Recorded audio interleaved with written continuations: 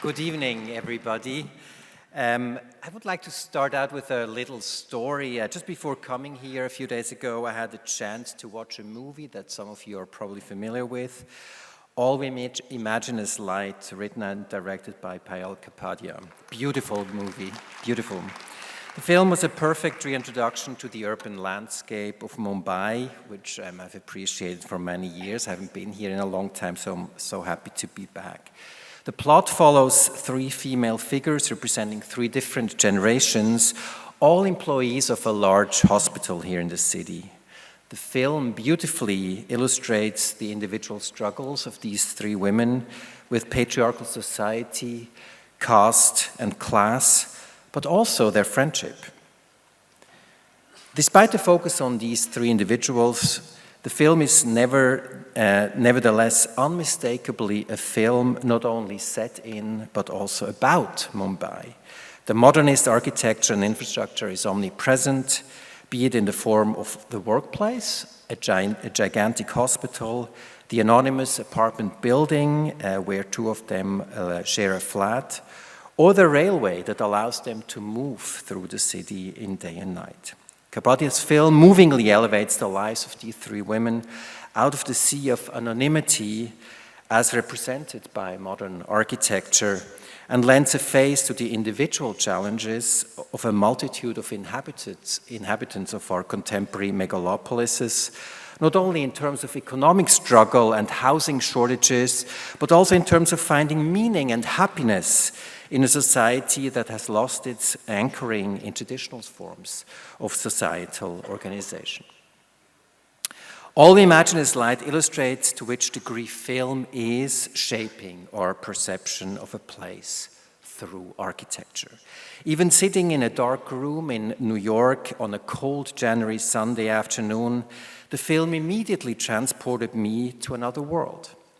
And conversely, by moving through space, architecture and buildings can give us a proto-cinematic experience where the drama of changing scenes unfolds as we move from one space to another.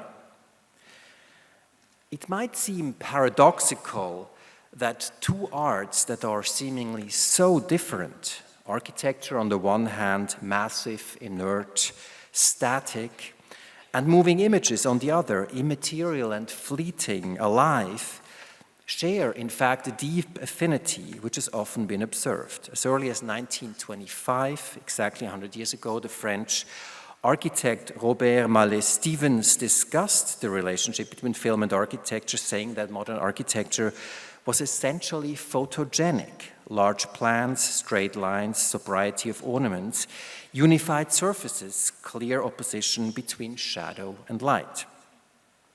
And the eminent architectural theorist Siegfried Giedion differentiated more clearly between photography and film when he said that still photography does not capture buildings clearly.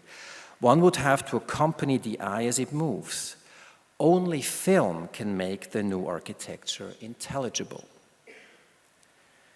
The German author Walter Benjamin then likened film to architecture in his seminal essay, The Work of Art in the Age of Its Technological Reproducibility. Both, according to Benjamin, are characterized by similar experiences of perception, namely a reception in distraction, as he calls it. Architecture is an art of collective experience, importantly, and for this reason, a model for aesthetic perception in a modern mass society. And the same, of course, is true for film. And Benjamin emphasizes that architecture is not only perceived optically, but also in a tactile manner. And he argues that architecture provides a model for the perception for the new medium of film. Both arts are not only optical phenomena, but depend on the involvement of the viewer's body. They entail what we can call an embodied spectatorship. But of course, there is a fundamental difference between the two.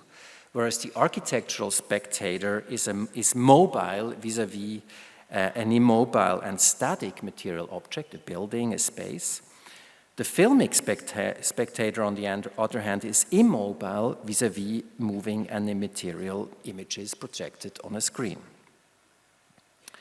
And to complete this brief historical overview, I would like to mention the Soviet filmmaker Sergei Eisenstein, who in his seminal essay, Montage and Architecture, provided perhaps the most fully blown attempt at theorizing the relationship between the two arts. Eisenstein's main argument is that cinema's structural principles were already implicitly present in pre-filmic media, and in particular, architecture. Eisenstein's theory of cinematic montage is based on his understanding of architecture as a space that needs to be physically or mentally traversed in order to be understood.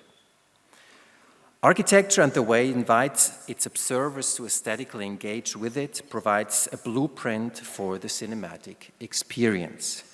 An architect such as Le Corbusier, who was an admirer of Eisenstein's work, was highly aware of this relationship when he conceived of his buildings as what he called architectural promenades that structured a spatial experience in the sense of a cinematic sequence.